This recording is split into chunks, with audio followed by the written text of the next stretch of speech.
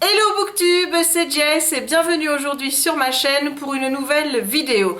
Alors aujourd'hui on se retrouve pour un book haul. Bah oui, je vais commencer l'année 2016 avec un book haul puisque je vais vous montrer toutes les réceptions livresques que j'ai eues. Mais attention, ce haul n'inclut pas ce qui est cadeau d'anniversaire et cadeau de Noël puisque j'ai fait des vidéos particulières.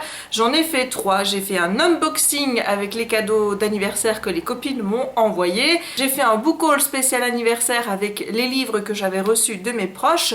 Et j'ai également fait un haul spécial avec mes cadeaux de Noël. Toutes les vidéos sont reprises en barre d'infos, alors si vous ne les avez pas encore vues, eh bien je vous invite à aller les découvrir tout de suite. On se retrouve donc pour le book haul du mois de décembre, mais en dehors de tout ce qui est festivités de fin d'année, puisque oui, j'avais quand même acheté des livres avant les fêtes de fin d'année, malgré que je savais que j'allais recevoir des livres à Noël et à mon anniversaire. J'ai pas pu m'en empêcher. J'ai acheté des livres, donc je vais vous présenter ça tout de suite. Avant de commencer le book haul à proprement parler, je vais vous montrer tout d'abord les 2 livres de coloriage que je me suis achetés, puisque oui, j'en ai acheté deux qui étaient totalement indispensables. Le premier, il s'agit de Christmas Mandala, publié chez Creative Haven. Donc ce sont des petits livres à colorier qui coûtent entre 5 à 6 euros et que vous trouvez sur Amazon, puisque ce sont des publications en anglais. Mais bon, je pense que pour colorier, ça pose pas de problème que ce soit en anglais. Enfin, voilà. Dans ce livre, on retrouve des chouettes mandalas sur le thème de Noël. J'ai d'ailleurs fait une vidéo coloriage accéléré sur ce livre où je vous montre tous les mandalas qu'il y a à l'intérieur. Je vous invite à regarder cette vidéo. Il y a la petite fiche qui s'affiche quelque part par là. Je vais vous montrer les dessins que j'ai déjà faits. Donc celui-ci, le premier.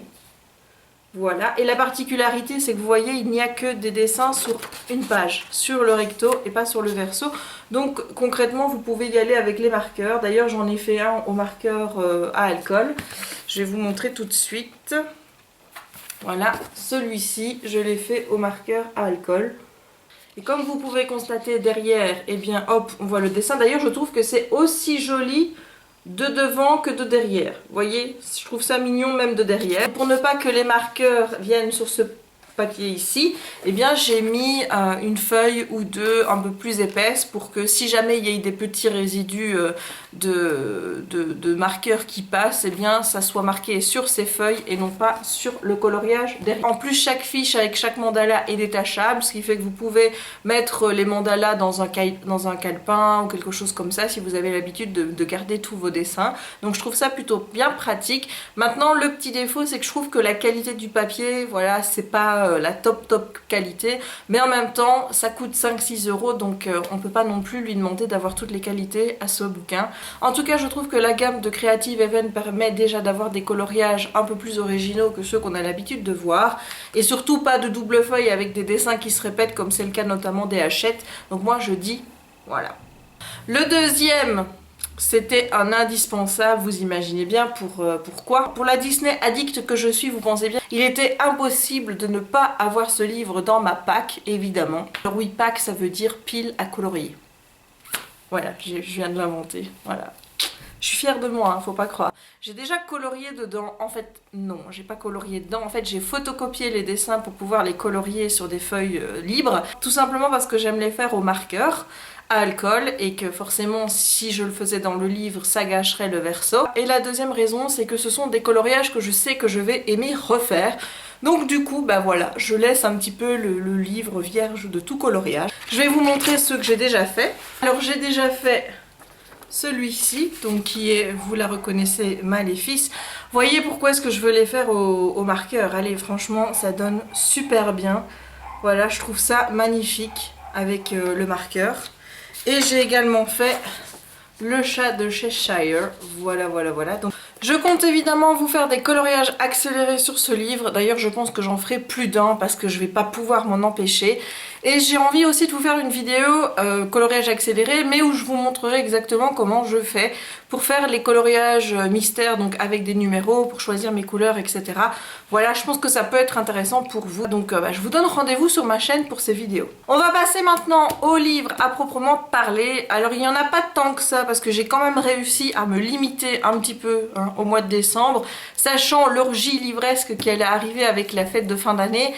J'ai fait attention, j'ai pas trop acheté, voilà, je me suis un petit peu fait plaisir, mais pas trop. Et en plus de ça, je dois vous présenter des livres du mois de novembre, mais que j'avais oublié de vous montrer dans mon book haul. Bah du coup, ça va être l'occasion de vous les montrer ici. Un des achats du mois de novembre que j'ai oublié de vous montrer, c'est Je suis Pilgrim de Terry Haight. Au livre de poche, bon c'est une grosse briquette comme vous pouvez le voir, mais je me suis dit que c'était un livre que je devais lire. Voilà, à cause de son résumé, je pense quand même qu'on va parler d'attentats ou de choses comme ça. Donc voilà, je me suis dit que c'était un livre que je devais lire au vu de ce qui s'était passé au mois de novembre. Du coup, je me suis dit que je devais le rajouter dans ma pile à lire. Un autre livre que j'ai oublié de vous présenter au mois de novembre, c'est La Grande Épopée de Picsou, le tome 1, La Jeunesse de Picsou, partie 1. Donc c'est l'intégrale de Donna Rosa et c'est publié chez Glénat. Alors ça fait mais longtemps que je lorgne sur ces BD là. J'adorais lire tout ce qui était Picsou Magazine, etc. quand j'étais petite. Et c'est vrai que j'ai pas envie finalement de perdre ça. Ce sont des choses que j'ai toujours aimées. Mickey, Disney, etc. etc. Et quand j'ai vu en plus qu'ils ressortaient franchement dans des livres super magnifiques, voilà, ils sont vraiment très beaux, j'ai pas pu résister, du coup je me suis pris le tome 1. Ensuite j'ai craqué pour Condamné à me tuer de Jonathan Destin, donc aux éditions J'ai lu. C'est un livre qui parle de harcèlement scolaire, je pense que c'est un témoignage, donc voilà, ça je crois que je dois pas m'expliquer. Vous savez pourquoi ce genre de livre rejoint ma palle chaque fois que j'en trouve un. Et le livre un petit peu con du mois, c'est C'est nous, Cédric, le livre officiel Taras de Camille Combal. Alors, est-ce que je dois vraiment expliquer la raison pour laquelle ce bouquin a rejoint ma palle? Non, je crois que vous avez compris. C'est TPMP, c'est Camille Combal, voilà, il m'en a pas fallu plus, c'est le genre de truc vraiment marrant. J'ai vu que dedans il y avait un peu de tout, des jeux, etc. Donc c'est pas vraiment un livre à lire, donc voilà, j'espère que ça me plaira et que je passerai un bon moment avec ce livre. On va passer maintenant aux deux acquisitions VO du mois qui sont des hardbacks que j'ai eu sur le Book Outlet France. Je vous rappelle que Book Outlet c'est un site internet canadien où il y a des livres en hardback, en paperback, enfin bref il y a de tout et de tout et de tout et de tout qui propose donc des livres à des prix vraiment cassés, genre pour 3-4 $, c'est vraiment rien du tout. C'est vraiment intéressant quand c'est pour les hardbacks. Pour les paperbacks c'est moins intéressant parce que quand on rajoute les frais de port qui sont quand même moindres quand vous achetez sur la boutique Amazon que si vous achetez sans la boutique Amazon, chose que je ne fais jamais par ailleurs, ça vaut vachement le coup quand c'est des hardbacks. Ce que je trouve un petit peu dégueulasse et qui m'agace profondément, c'est la différence de frais de port. Il faut savoir que pour la France, les frais de port sont à 2,99 et pour la Belgique les frais de port sont à 5,99 et je trouve ça juste dégueulasse parce que je vois vraiment pas pour Book Outlet la différence qu'il y a entre envoyé en Belgique et envoyé en France. Cette différence de prix elle est imposée par Amazon puisque j'avais posé la question à Book Outlet en leur disant que je trouvais pas ça normal alors qu'on était pays juste à côté et ils m'avaient dit que c'était pas eux, c'était Amazon qui imposait ça. Donc voilà, je trouve pas ça normal, mais bon, passons. Donc je me suis acheté tout d'abord Random de Tom Leven, dont j'adore la couverture, qui est plutôt court et qui est aussi un bouquin qui parle de harcèlement, mais je pense que là c'est sur les réseaux sociaux. Donc celui-là il me tarde vraiment de le lire. Et le dernier livre en VO que je me suis acheté c'est In a World Just Right de Jen Brooks. Alors ce bouquin-ci, si mes souvenirs sont bons, on va suivre un garçon qui vit dans sa tête, enfin je crois qu'il vit plusieurs vies et dans une de ces vies qu'il vit dans ses rêves ou je ne sais plus trop où, eh bien il est avec la fille de ses rêves et dans la réalité cette fille elle sort avec quelqu'un d'autre jusqu'au jour où je pense qu'ils vont s'embrasser ou quelque chose dans ce goût là et ça va tout perturber. Donc un résumé qui me tentait énormément. Une couverture qui est plus que jolie, ben voilà, il n'en a pas fallu de plus, il a rejoint ma palle. On va passer maintenant au service presse du mois de décembre, il y en a 4, donc ça va encore, c'est raisonnable. Tout d'abord j'ai reçu le deuxième tome de Phobos de Victor Dixon, publié chez la collection R. Je n'ai toujours pas lu Phobos 1 pour la simple et bonne raison que j'attendais le 2 puisqu'il me semble que c'était une duologie et que quand j'ai vu que les copines étaient toutes là, oui j'ai trop envie de lire la suite et tout, je me suis dit que ce serait plus logique et bien de les lire l'un à la suite l'autre. Sauf que maintenant je viens d'apprendre qu'il y aurait un tome 3. Donc du coup voilà. Je suis un petit peu tourmentée, je sais pas trop quoi faire, est-ce que je les commence maintenant ou est-ce que j'attends encore un petit peu, je sais pas. Quand je suis allée à Montreuil et au rendez-vous que PKJ nous avait fixé le vendredi après-midi dans leurs locaux pour nous présenter le programme, j'ai pu ramener avec moi Cité 19 de Stéphane Michaka. C'est un livre dont j'entends énormément de bien. Le tome 2 va bientôt sortir, je pense que c'est prévu pour février-mars dans ces eaux-là. L'auteur était présent, il a commencé à parler de son livre et il a eu la merveilleuse idée de lire le premier chapitre du tome 2.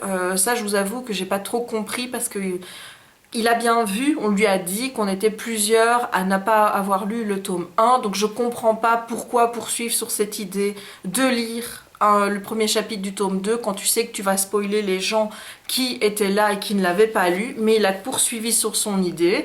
Du coup il y en a plein qui ont été spoilés, mais alors c'est là que je me suis rendu compte que le livre audio c'était pas du tout pour moi, pour la simple et bonne raison que je n'ai pas réussi à me concentrer une seconde sur ce que l'auteur disait. Donc du coup je n'ai rien entendu, il n'y a rien qui est rentré dans ma tête. Et voilà, donc du coup j'ai pas été spoilée, donc je me remercie vraiment d'avoir cette impossibilité de me concentrer sur une histoire que l'on me raconte à l'oral, et je ne remercie pas l'auteur pour cette initiative, parce que voilà, il était là pour parler de son livre, pas pour spoiler les gens, donc voilà, j'ai pas trouvé ça très cool qu'il continue sur sa lancée, sachant qu'il y en avait qui n'avaient pas lu. De Montreuil, je suis également revenue avec Dreamology de Lucy Keating, publié aux éditions Michel Lafon. Donc en fait, il sera publié aux éditions Michel Lafon le 11 février prochain. Donc ici, ce sont des épreuves non corrigées, mais vous pouvez voir la couverture du livre. On nous l'a bien vendu, voilà, on nous a vraiment bien vendu le livre. Donc en fait il s'agit d'une demoiselle qui a des rêves qui sont vraiment très réalistes, et dans ses rêves elle sort avec le garçon populaire de l'école qui ne s'intéresse pas à elle et qui ne la connaît même pas. Jusqu'au jour où elle va manger un aliment dont elle est allergique, et il va lui faire remarquer en disant mais t'es folle ou quoi, t'es allergique. Donc voilà, vous voyez un petit peu le truc, c'est qu'il est quand même un petit peu au courant de qui elle est par rapport aux rêves et tout. Donc j'en sais pas plus, j'ai pas envie d'en savoir plus, mais ce que je sais me plaît déjà, donc j'ai hâte de le lire. Et le dernier livre que j'ai reçu en service presse, c'est La vie inachevée d'Addison Stone de Adele Griffin, publié chez Castlemore.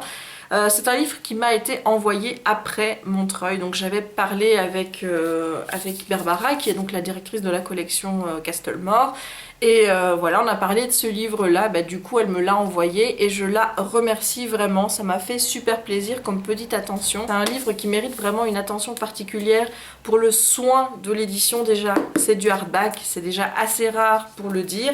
En plus de ça, il coûte pas plus cher qu'un autre livre de chez Castlemore, donc voilà, il n'y a pas eu de hausse de prix par rapport au fait que ce soit un hardback. Et en plus, attendez, c'est pas encore fini, mais regardez-moi ça, le papier dedans, c'est du bon papier coloré. Toutes les illustrations sont colorées. Regardez-moi ça. Voilà, c'est juste magnifique. Ce livre me faisait déjà envie quand je l'ai vu en VO. Juste à cause de cette magnifique couverture. Je m'étais pas trop penchée sur le résumé et je dois dire que le prix du hardback était un petit peu rédhibitoire pour moi. Et voilà, maintenant je l'ai en français et je vais pas me priver pour le lire. Avant de refermer cette vidéo book haul, je voulais vous faire part d'une petite découverte que j'ai fait et que j'ai reçue en toute fin d'année, puisque j'ai reçu le livre le 31 décembre. Il s'agit de Book Life, A Book Lover's Journal. Je ne sais pas, c'est publié chez Rock Point. Voilà, donc ce genre de bouquin, j'en ai vu plusieurs sur Amazon. Et ils sont tous en anglais, donc cherchez pas en français, il y en a pas, mais bon, c'est pas non plus le genre de bouquin qui va trop vous poser des problèmes si vous choisissez de le prendre en anglais, parce que voilà, c'est en anglais qui est vraiment compréhensible. Et à quoi ça sert ce petit bouquin? Eh bien ça sert en fait de journal de bord pour noter vos sentiments sur les livres que vous avez lus. Donc j'ai déjà pu le commencer avec les livres de l'année 2016, donc c'est vraiment super, donc je vais vous montrer. Donc tout d'abord vous avez une sorte de reading list, voilà, vous devez mettre la date, le titre, l'auteur, where I heard about it, donc où est-ce que vous avez entendu parler du livre, et why I want to read it, donc pourquoi est-ce que je veux lire. Donc là, en fait, c'est pour vous faire une petite wishlist que vous emmènerez partout. Vous mettez la date à laquelle vous avez vu le livre, vous l'ajoutez, le titre, l'auteur, et vous mettez où vous l'avez vu, est-ce que c'est sur Goodreads, est-ce que c'est sur une chaîne Booktube, etc. Et pourquoi vous avez envie de le lire. Comme ça, ça vous fait un petit journal en mettant vraiment les bouquins qui vous font le plus envie. Et ensuite, on passe à la catégorie My Book Vlog qui se présente comme ça. Vous voyez que j'ai déjà complété. Donc là, vous devez mettre la date, toujours le titre, l'auteur. Vous devez mettre une note de A à F. Bon, alors moi ici, vous voyez, j'aurais préféré un système d'étoiles ou alors de chiffres. Parce que A à F, voilà, sachant que dans le système de notation anglo-saxonne, A c'est la note la plus élevée et F la plus basse, je ne pouvais pas mettre F pour les bouquins que j'ai préférés. Donc j'ai fait système notation américaine, donc F ça vaut 1 point et A ça vaut 5 points. Voilà, donc d'ailleurs je l'ai mis en dessous, voilà si vous voyez bien, j'ai mis 5, 4, 3, 2, 1... Voilà, pour être sûr que tout le monde comprenne bien mon système. Ensuite, vous mettez My Thoughts about this book. Donc, vous devez mettre vos pensées, ce que vous avez pensé du livre. Donc, vous voyez, là, j'ai mis un petit compte rendu du bouquin que j'avais lu. Et en dessous, vous pouvez mettre Memorable Ideas or Quotes. Donc là, vous mettez... Alors là, j'ai pris un crayon doré pour le faire. Où j'ai mis voilà, les quotes qui m'avaient bien plu, donc les citations qui m'avaient bien plu dans le livre. Et ensuite, vous pouvez faire le Rate this book, et c'est ça que j'adore. Et là, encore une fois, c'est le système de notation A à F. Et là, comme je vous ai dit, pour moi, F, c'est la note la plus basse et A, la note la plus haute. Donc, vous pouvez mettre des notes sur les points suivants. Donc, ease of reading, donc la facilité de lecture. Moi, pour Dumpling, donc de Julie Murphy, je lui ai mis A. Memorable characters, donc est-ce que ce sont des caractères mémorables donc, dont vous avez envie de vous souvenir, là aussi je lui ai mis A. Originality, donc l'originalité. Quality of writing, la qualité de l'écriture. Vous avez ensuite la possibilité de mettre Read other books by this author, donc yes or no. Donc là, on aurait pu le comprendre de deux façons. C'est est-ce que vous avez déjà lu d'autres livres de l'auteur? Et moi, c'est comme ça que je l'ai pris. Donc là, j'ai mis non. Ou alors, est-ce que vous voulez lire? Mais j'ai pas compris ça comme ça parce que sinon je pense qu'ils auraient mis would you, voilà, would you read other books? Or ils ont pas mis ça, donc pour moi je l'ai compris comme avez-vous déjà lu d'autres livres de l'auteur? Donc j'ai mis non. Et ensuite would you read it again? Donc est-ce que je relirais ce livre? Et j'ai mis oui. Donc voilà comment ça se présente. Et donc il y a beaucoup, vous voyez, vous pouvez remplir tout ça. Au niveau des lectures, donc je pense que ça peut facilement faire mon année 2016. Et ensuite, vous avez memorable quotes. Voilà, donc là, vous pouvez mettre rien que des citations de vos livres préférés. Ensuite, vous avez une partie My favorite books and author. Donc là, vous pouvez mettre vos livres préférés de tous les temps. Donc titre, auteur et pourquoi vous avez aimé ce livre. Et ensuite, vous avez une partie Books That Changed My Life, donc les livres qui ont changé ma vie. Et là pareil, vous mettez le titre, l'auteur et vous devez expliquer pourquoi ce livre est important pour vous et pourquoi, en quoi il vous a changé. Et ensuite j'ai vu qu'il y avait également des librairies qui sont voilà, à voir absolument, mais bon, je pense que c'est des librairies qui sont soit en UK, soit aux États-Unis, donc ouais, aux États-Unis, donc ça va pas le faire.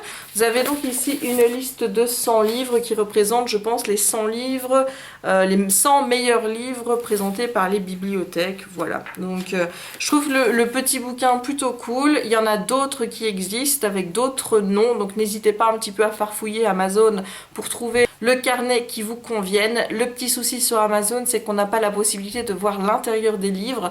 Donc évidemment, c'est un petit peu compliqué de choisir. Moi, je vous avoue que j'y suis allée avec la couverture du livre, tout simplement. Donc voilà. Et bien voilà, j'en ai terminé avec cette vidéo. J'espère que ce petit book haul vous aura plu. N'hésitez pas à liker la vidéo si c'est le cas, à la commenter, à la partager. Et si c'est pas encore fait, eh bien, abonne-toi. Voilà, je vais vous laisser ici et je vous dis à très bientôt pour une prochaine vidéo. Ciao!